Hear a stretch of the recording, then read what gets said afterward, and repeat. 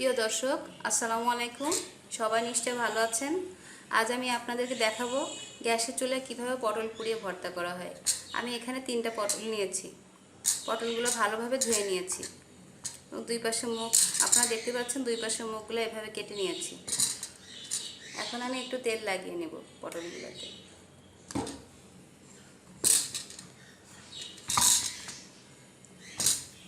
লাগিয়ে এভাবে আমি মালা গাঁথার মতো পটলগুলো গেঁথে নেব।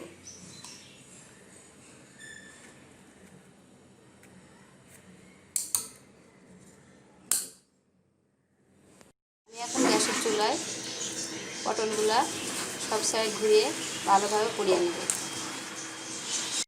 আমি এখন পটলগুলো খোসা ছাড়িয়ে পরিষ্কার করে ধুয়ে নিয়েছি।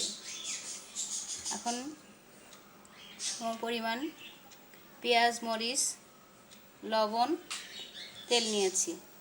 এখন আমি পটলগুলো ভর্তা করে ফেলব। তৈরি হয়ে গেল আমার মজাদার পোড়ানো পটলের ভর্তা। আমার ভিডিওটি ভালো লেগে থাকলে আমাকে অবশ্যই সাবস্ক্রাইব করবেন এবং কমেন্ট করে জানাবেন। আজ এখানে শেষ করছি, আবার দেখা হবে। আল্লাহ হাফেজ।